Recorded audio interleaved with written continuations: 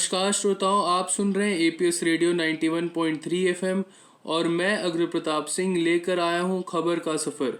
आइए नज़र डालें आज की ताज़ा खबरों पर। पहले राष्ट्र समाचार। प्रधानमंत्री नरेंद्र मोदी आज नई दिल्ली में भारत मंडपम में वीर बाल दिवस कार्यक्रम में हिस्सा लिया। दिल्ली के भारत मंडपम में वीर बाल दिवस समारोह पर प्रधानमंत्री नरेंद्र मोदी ने कहा कि वीर बाल दिवस भारतीयता की रक्षा के लिए किसी भी हद तक जाने का प्रतीक है। पीएम मोदी ने कहा, आज देश वीर साहिबजादों के अमर बलिदान को याद कर रहा है और उनसे प्रेरणा ले रहा है। केरल के तिरुवनंतपुरम में न्यू टिंकारा के पास पूवर में क्रिसमस समारोह के लिए बनाया गया एक अस्थायी पुल सोमवार रात ढह गया, जिससे कई लोग घायल हो गए। पुलिस ने यह जानकारी दी। जिले के वरिष्ठ अधिकारी ने बताया कि इस घटना में 7 से 8 लोगों के घायल होने की सूचना है। कई लोग एक साथ उस पर चढ़ गए, जिसके परिणाम स्वरूप दुर्घटना हुई। बेंगलुरु में दुकानों के साइन बोर्ड पर 60% जानकारी कन्नड़ में देना अनिवार्य होगा। इस संबंध में बृहत बेंगलुरु महानगर पालिका के मुख्य आयुक्त तुषार गिरिनाथ ने दुकानदारों को 28 फरवरी तक का समय दिया है। निर्देश में कहा गया है कि ऐसा करने में असफल रहने वाले दुकानदारों के खिलाफ कानूनी कार्रवाई की जाएगी। राष्ट्रपति द्रौपदी मुर्मू ने सोमवार को 3 नए आपराधिक न्याय विधेयकों को मंजूरी दे दी, जिन्हें पिछले सप्ताह संसद ने पारित किया था। 3 नए कानून भारतीय न्याय संहिता, भारतीय नागरिक सुरक्षा संहिता और भारतीय साक्ष्य अधिनियम, अंग्रेजों के जमाने की भारत दंड संहिता, दंड प्रक्रिया संहिता और 1872 के भारतीय साक्ष्य अधिनियम की जगह लेंगे।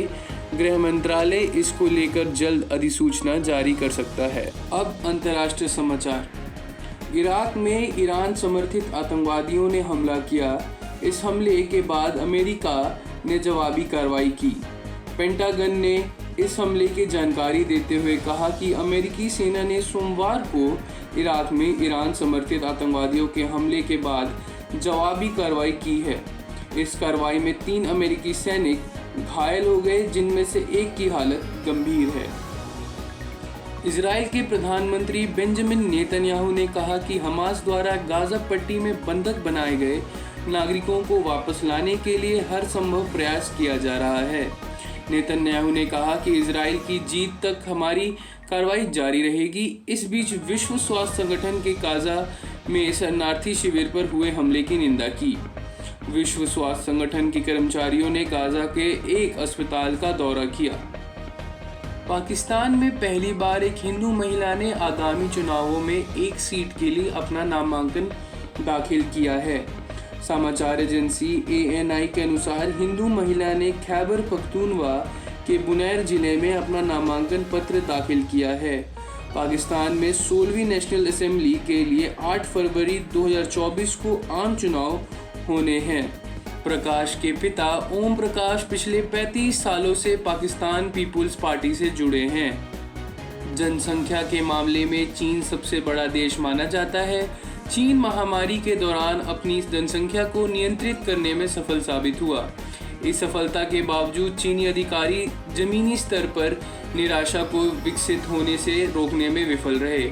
यहाँ तक कि चीनी लोगों ने मसीहा बने शी जिनपिंग भी अपने देशवासियों का असंतोष दूर नहीं कर पाए। अब एक नज़र व्यापार समाचार पर। इंडियन ऑयल कॉरपोरेशन ने Abu Dhabi national oil company से 10 लाख बैरल क्रूड ऑयल खरीदा है। इसका भुगतान उन्होंने रुपया में किया है। यह एक तरह का ऐतिहासिक कदम है, क्योंकि पहले क्रूड ऑयल की खरीद का भुगतान डॉलर में किया जाता था। भारत में तेल की ज़रूरतों को पूरा करने के लिए 85% से ज़्यादा आयात करना होता है।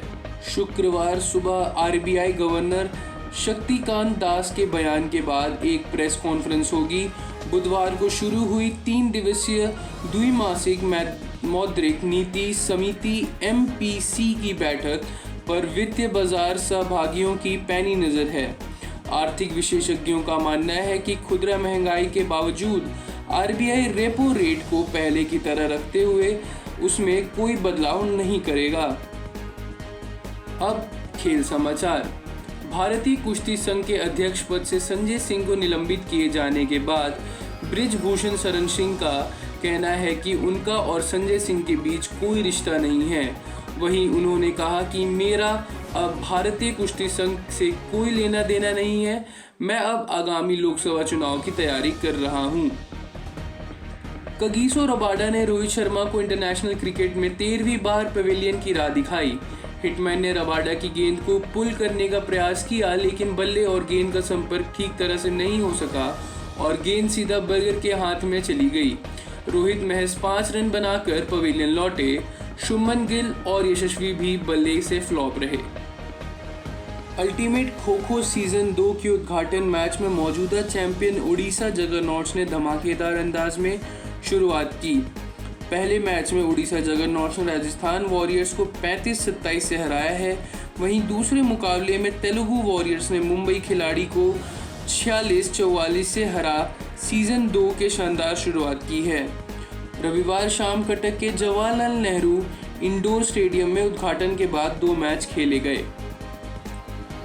आइए जाने मौसम का हाल। आज का अधिकतम तापमान 23 डिग्री सेल्सियस रहेगा और न्यूनतम तापमान 9 डिग्री सेल्सियस रहेगा।